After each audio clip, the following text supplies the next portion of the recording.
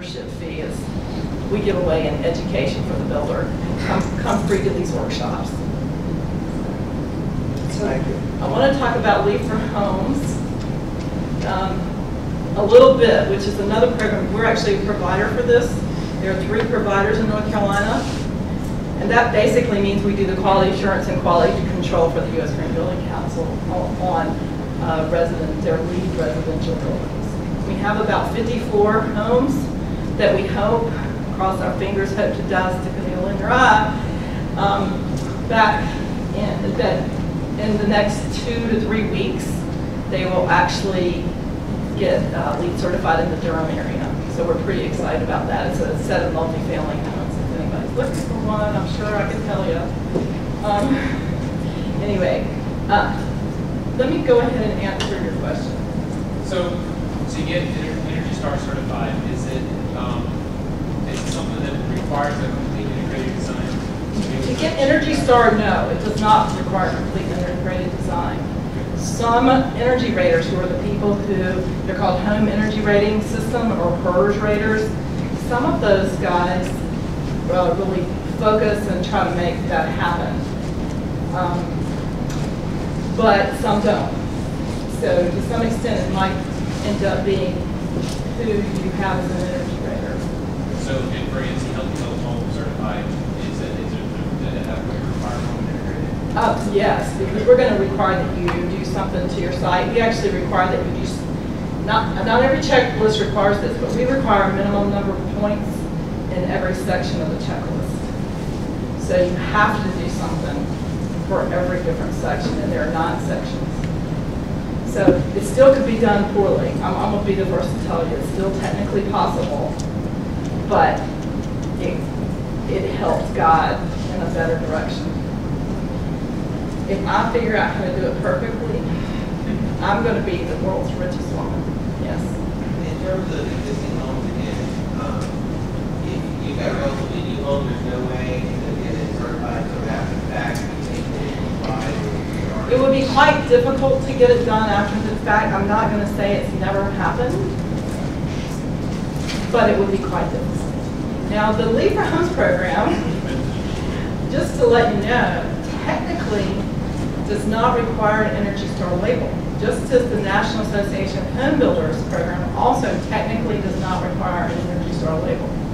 That's a little bit different from Healthy Home. What Leave for Homes does require is that you do this checklist of things that if you do it, you should get an Energy Star label. So it's actually usually a little easier potentially to deal with a new home that you might have. There are some homes that have been labeled as Leave for Homes that have not gotten an Energy Star label. So it does happen. But I wouldn't count on it. It'd be a pretty rigorous way. And you have to have lots of pictures of the construction. So, but these are a lot of the groups that work with them. The way that we work it in our office is we do try to require that the builder do the Energy Star label. Because we think that's really important, not to mention the fact that Progress Energy and Big Energy give you a 5% discount on your bill in North Carolina if you get an Energy Star label. I mean, it's just like common sense from a monetary viewpoint, right?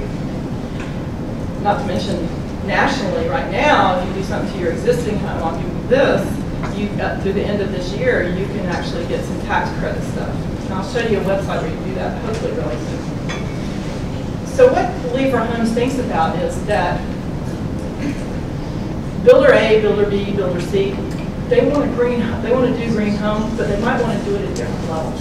They might want to come in at a sort of low level where all they're doing is energy efficiency and keeping the occupant healthy and safe.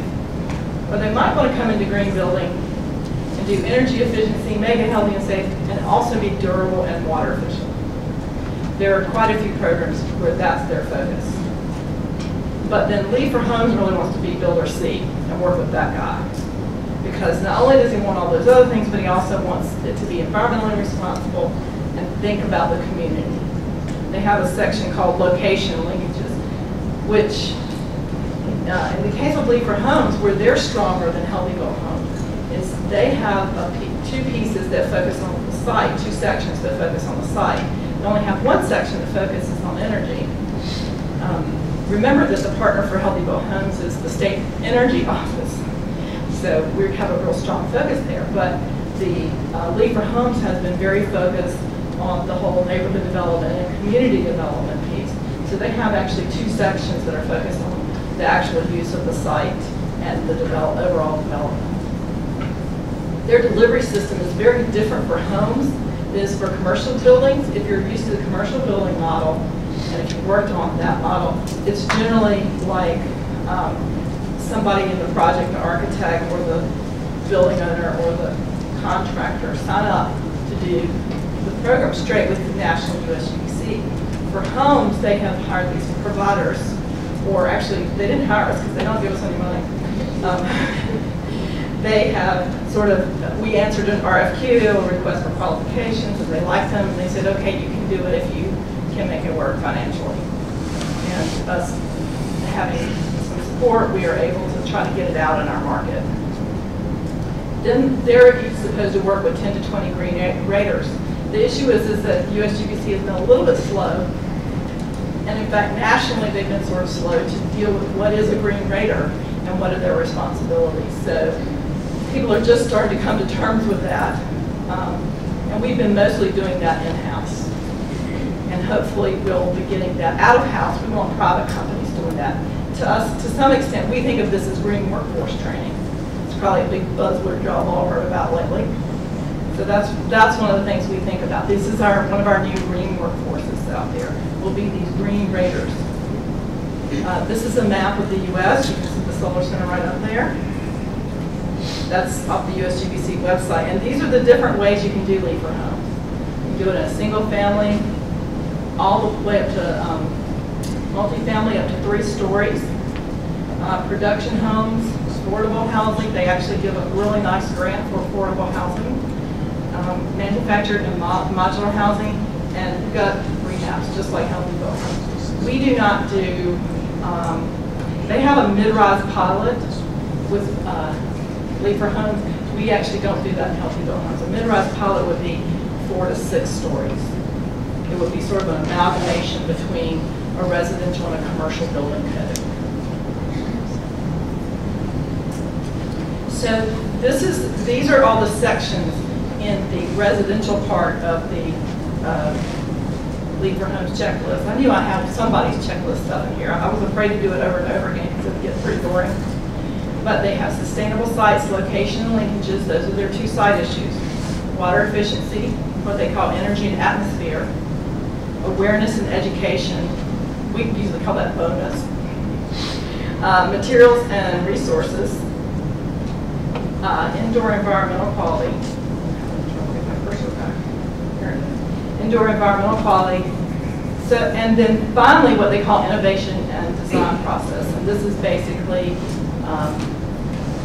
the sky's the limit. If you can think of something really cool and it seems to fit with green building, then and some other things, then you can do that. Currently, nationally, this program has about, and this is actually since April, so I didn't redo my numbers for this presentation, like I did the commercial. There are about 4,000 single-family projects under construction nationally. There are about 5,200 plus that are multifamily units. League for Homes actually seems to work better with multifamily than single-family, at least from what we've noticed. There are 1,300, however, there are 1,300 certified single-family units, and then 450 in North Carolina, we have 3 homes that have been certified to League for Homes. As I said, we hope that changes very shortly. And we have a lot that are registered. Most of them multifamily. Those 119 units that are pending, over 100 of those are multifamily. So that can tell you how we're seeing, at least how we're seeing it applied in North Carolina. I have a whole bunch of resources that I mentioned here today. So for the ones that you just mentioned in North Carolina, do they tend to be more in metropolitan areas or outlying? Metropolitan. Okay. We're mostly seeing, to be really clear about it, most of it's being done in Raleigh.